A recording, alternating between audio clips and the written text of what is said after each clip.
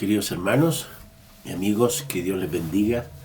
Muchas gracias por estar una vez más juntos y poder compartir, estudiar, acercarnos a la palabra del Señor y ver cómo Dios, en su gracia, en su sabiduría y conocimiento, nos enseña, nos instruye, nos corrige y nos ayuda para que de esta manera podamos hacer su buena voluntad y comprobar que aquellos principios, verdades y estatutos y reglamentos que salen de la Escritura son benéficos, útiles, prácticos y nos van a ayudar a tener una vida más saludable e íntegra.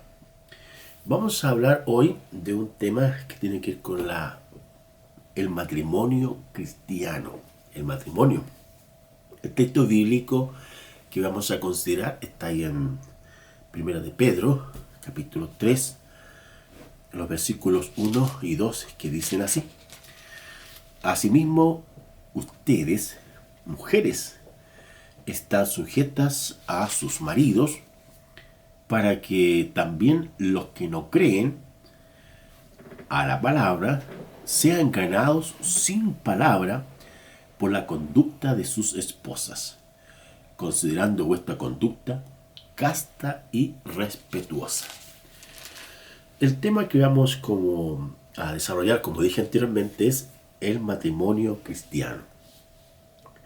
Las Sagradas Escrituras nos enseñan, Dios mismo, que el matrimonio es una creación divina y que en ese sentido el Dios Todopoderoso, en su sabiduría, en su diseño, su creación, escrita por el profeta Moisés allá del libro de Génesis y repetido en muchos segmentos de la Sagrada Escritura, que el matrimonio es una institución divina, que es Dios quien dice que el hombre y la mujer se tienen que unir para así formar después una familia. La segunda precisión, que lo dijimos en parte, es que el matrimonio se forma entre un hombre y una mujer. La sexualidad, la identidad, el género de hombre, mujer, es algo que Dios ha diseñado y que lo define el Dios Todopoderoso. Es una acción teológica, no antropocéntrica ni tampoco cultural. Cuando digo antropocéntrica me refiero a que no es el hombre quien define lo que va a hacer, sino que es Dios quien dice lo que la persona va a hacer. Y cultural me refiero a que no es la cultura, el entorno social que indica quién es hombre y quién es mujer, sino que es Dios quien dice quién es hombre y quién es mujer. Entonces nosotros, como creyentes, dentro de esta postura creacionista y teológica sustentada en las Escrituras, inspiradas por Dios, dejamos estas verdades firmes, sólidas e inquebrantables que son que el matrimonio es una creación divina y que está formado entre un hombre y una mujer. Al mismo tiempo, el matrimonio es Dios quien entrega muchos principios, muchos consejos, muchas verdades y propuestas y mandamientos de parte del Señor para que tanto el hombre como la mujer, una vez que son un matrimonio, puedan avanzar, sostenerse y cuidarse y mantenerse en el tiempo hasta que uno de los dos muera y así se logre la disolución o separación de este matrimonio. Es el Señor Jesús quien dice que el hombre y la mujer, hasta que Él, dice, la muerte en este caso, los separe, porque lo que Dios unió, no lo separe el hombre. Entonces, el apóstol Pedro, en la sabiduría divina, entrega un principio que hoy vamos a comentar. En otras sesiones vamos a seguir enseñando y aprendiendo sobre este importante tema de el matrimonio cristiano. ¿Cuál es este principio? El primero de ellos es la sujeción de la esposa al esposo. Como digo, más adelante vamos a considerar la otra parte, tanto el esposo, la esposa, y así vamos a ir tocando las temáticas, de modo que usted no saque conclusiones antes de, sino que escuche el todo y luego diga, este es el resumen. Lo que ahora vamos a ver, como dije, es la sujeción de la esposa al esposo. Estudiando la gramática, tanto griega del Nuevo Testamento, es muy importante el paso que les voy a comentar. Porque todo trabajo de conclusión teológica es posterior al trabajo gramatical del texto. Lo que no significa, o significa que uno no puede ver de manera tan liviana un pasaje de la Escritura y llegar y decir esto es así, no. Sino que se requiere y se exige que todo predicador, todo enseñador, todo hombre serio, en el estudio de las Sagradas Escrituras y entendiendo que estamos comunicando la verdad del Señor, la gente que nos escucha merece respeto, aprecio y claridad acerca de lo que la Escritura dice. Dicho esto, la palabra sujeción es la palabra griega upotagí, y es la acción de tomar un objeto para que no se caiga y no sufra lesiones. Me llamó mucho la atención esta palabra, porque a veces cuando no se estudia adecuadamente ni se conoce el significado de un vocablo, la gente toma la parte negativa de algunos vocablos y no investiga bien lo que significa realmente las palabras. Y cuando no se hace un trabajo investigativo del vocablo, de la voz, del texto, en su contexto, es posible que caigamos en malas interpretaciones, equivocadas enseñanzas, falsas instrucciones, y eso puede llevar a que la gente no sea edificada adecuadamente. Entonces, el vocablo sujeción en la palabra griega es upotagí, que significa la acción de tomar un objeto para que no caiga o sufra lesiones. Ahora, previo a eso, mostrar cómo el Señor Jesús, como el ejemplo de todas las cosas, Él fue una persona que se sujetó siempre al Padre. Y allí en 1 Corintios 11, vamos a buscar este pasaje y leerlo con detención. 11:3 dice: pero quiero que sepan que Cristo es la cabeza de todo varón, y el varón es la cabeza de la mujer, en este caso de su esposa, y Dios la cabeza de Cristo. Dios la cabeza de Cristo. Ahora, esta palabra cabeza también es importante saberla. Es la palabra griega kefalé, y kefalé significa el que hace el resumen.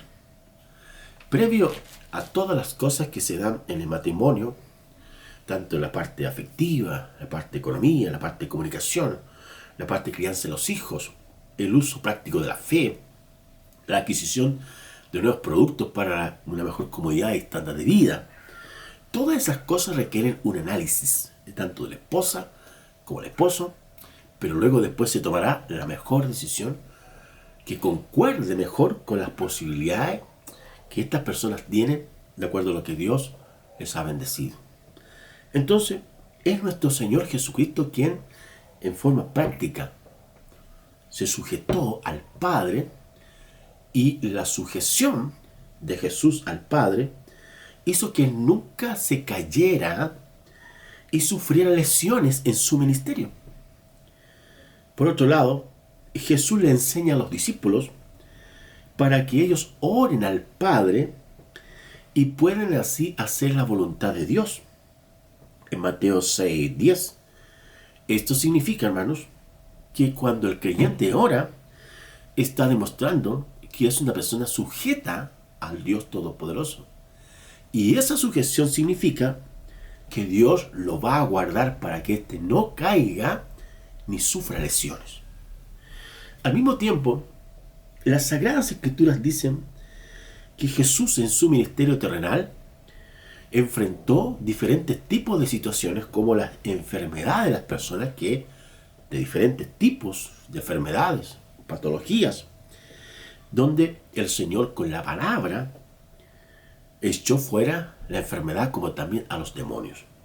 Y el texto sagrado dice que las enfermedades se sujetaban, se sometían, y que los demonios se sometían a Jesús, y que Él los expulsaba violentamente o los mandó fuera de las personas para que así no les hicieran más daño de lo que ya le habían hecho. Entonces, hermanos, la sujeción es muy importante.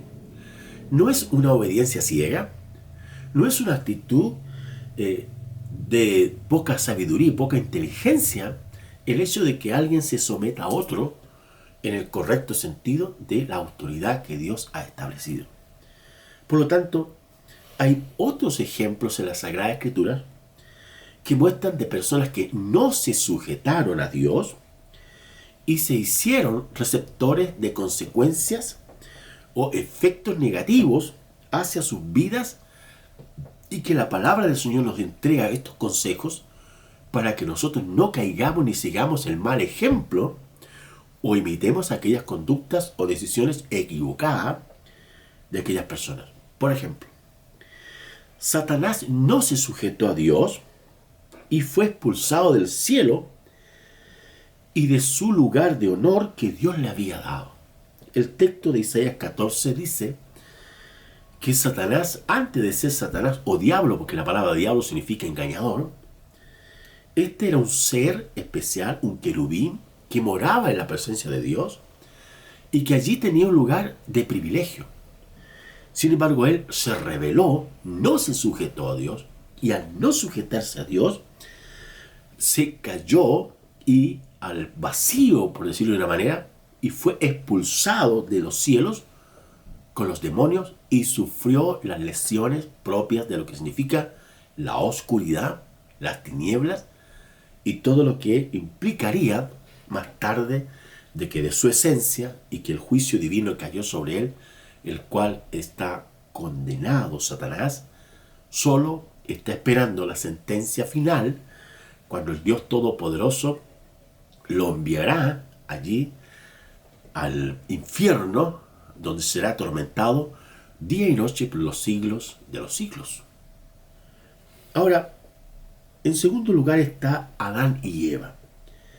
La palabra del Señor dice que ellos vivieron mucho tiempo ahí en el huerto del Edén, pero Dios les había dicho y les había instruido en que ellos tenían que cuidar el huerto del Edén y que podían comer de todos los árboles que había allí, tenían que trabajar la tierra, cultivar la tierra, multiplicarse, administrar el lugar, pero al mismo tiempo no podían comer del árbol de la ciencia del bien y del mal, porque si comían de ese árbol iban a morir. ¿Cuál fue el resultado de ese mandamiento de Dios? Que ellos lo quebrantaron. Y las consecuencias no se hicieron esperar y fueron expulsados de la comunión con Dios, del huerto del Edén, y vemos las consecuencias que hoy día son el pecado, la muerte espiritual, la muerte física y las consecuencias de la maldición de la tierra y todo lo que esto ha significado hoy día para nuestra humanidad. ¿Por qué razón? Porque no se sujetaron, y al no sujetarse a Dios, a lo que Dios le ha dicho, ellos cayeron al vacío y sufrieron las lesiones. Hoy día toda la humanidad tiene lesiones, tiene dolor, tiene angustia, tiene amargura, tiene desesperación. Todo eso son acciones producto del pecado, tanto de Adán y Eva, como también del personal, de muchas malas decisiones que a veces las personas toman porque le dan rienda suelta a sus pasiones y deseos, o se meten en algunas situaciones ingenuamente o conscientemente, y después viene el dolor, la angustia y la amargura. Es ahí cuando el Señor dice, vengan a mí, vengan a mí. El Señor dice, todos los que estén cansados y cargados, que yo les haré descansar. También el Señor Jesús dijo, el Espíritu del Señor está sobre mí, por cuanto me ha ungido Dios para sanar a los quebrantados de corazón. No importa cómo esté su corazón, no importa las decisiones que ya haya tomado equivocadamente. Si usted viene al Señor, si usted se acerca a Jesús, el Señor sanará su corazón, aliviará su carga y le guiará por la senda de la vida abundante que solo en Jesús se encuentra.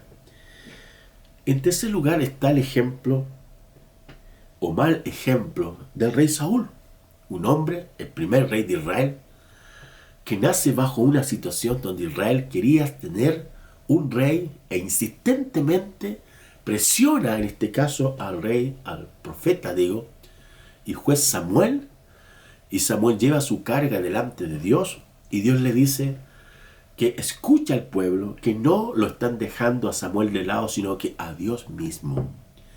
Este pueblo desechó a Dios. Quiso ser como los otros pueblos que estaban alrededor de ellos, teniendo su rey y sus propias normas. Y finalmente, ¿qué fue lo que ocurrió? Que el pueblo, al no sujetarse a Dios, cayó al vacío, cayó como una carga y sufrió las lesiones propias que son de la desobediencia. Eso mismo le pasó a Saúl, el rey Saúl. No se quiso someter a lo que Dios le había dicho a través del profeta Samuel. Finalmente, el rey perdió el reinado y fue lamentablemente traspasado a otro rey que más tarde es el rey David. Pero no lo desquemos solamente en la parte negativa. Hay algunos ejemplos que son dignos de imitar. Está el ejemplo de Abraham, un hombre que se sujetó siempre a Dios. Un hombre obediente, un hombre receptivo, un hombre humilde, que escuchó a Dios y Dios le guió por diferentes lugares. Y al final vemos cómo Dios bendijo a este hombre y es denominado por las Sagradas Escrituras como el padre de la fe, porque en medio de una dificultad humana, el Dios Todopoderoso le habló y él le creyó a Dios que podía ser padre a pesar de que sus condiciones físicas y biológicas no le podían ser para poder procrear y tener un hijo. Sin embargo, el Dios Todopoderoso siempre se revela, hermanos, en algunas situaciones que son tremendamente difíciles para nosotros, pero para Dios no hay nada imposible. Otro ejemplo de sujeción está el profeta Elías, que profetizó durante el reino de Acab, un periodo crítico en Israel, el norte, capital Samaria, donde la situación idolátrica era horrible y la situación espiritual deplorable, y el Dios Todopoderoso le habla a Elías, y él profetiza, le habla, exhorta, llama al pueblo al arrepentimiento. Finalmente Dios es quien se lleva a este gran siervo de Dios a los cielos a través de un carro de fuego, y después aparece otro profeta, que es el profeta Eliseo. No es que Eliseo haya reemplazado a Elías, nadie puede reemplazar a un pastor, a un maestro, a un evangelista, a un siervo de Dios, a un hermano, nadie lo puede reemplazar, porque cada persona es única, y el trabajo ministerial o pastoral o eclesiástico que alguien hace es distinto al otro que Dios le ha designado. También tenemos que si los creyentes, si usted y yo nos sometemos, nos sujetamos a Dios, a lo que Él ha dicho, lo que Él ha prescrito, lo que Él ha indicado, y lo que Él nos ha enseñado en su palabra, no hay duda, hermanos, de que vamos a estar siempre con el Señor. La promesa bíblica es que si nos sometemos al Señor, vamos a ser premiados. El Señor vendrá por nosotros. Y el Señor habla de que si somos del Señor, siempre seremos del Señor. Si vivimos para el Señor, también reinaremos con el Señor. O si vivimos para el Señor, moriremos y reinaremos y estaremos siempre con el Señor. Esas son las promesas. Por lo tanto, hermanos, en el día de hoy hemos hablado de cómo en el matrimonio cristiano el primer consejo que se da, el primer mandamiento que se entrega es la sujeción, que significa algo que se puede caer del camino o de las manos y sufrir lesiones. Dios no quiere que experimentemos el dolor, suframos lesiones físicas, emocionales, espirituales, sino que por el contrario, si nos sujetamos a Él, si somos obedientes, tanto en el matrimonio, en la familia, en el trabajo, donde quiera que vayamos, este principio de sujeción será Dios mismo que nos proteja, que cuide de nosotros y nos ayude en cualquier momento. En el matrimonio, la esposa y el esposo tienen que estar sujetos, tienen que tener esta pertinencia, este acto divino donde Dios dice que lo que Él unió no lo separa el hombre. Cada una de las verdades, de los mandamientos, de las indicaciones y consejos del Señor son para fortalecernos, son para ayudarnos, son para iluminarnos. De modo que cuando los ponemos en práctica un ejercicio y los aplicamos a nuestro corazón y a nuestro espíritu, usted y yo somos bendecidos por el Dios Todopoderoso. Oramos. Querido Señor, muchas gracias te damos por tener tu palabra. Este consejo bíblico de que debemos estar sujetos, tanto esposa, esposo, los hijos, los hermanos, todos unos a otros, pero principalmente en el matrimonio, es que la esposa tiene que estar sujeta al esposo para que no caiga en las manos o de las manos y pueda sufrir lesiones, Señor.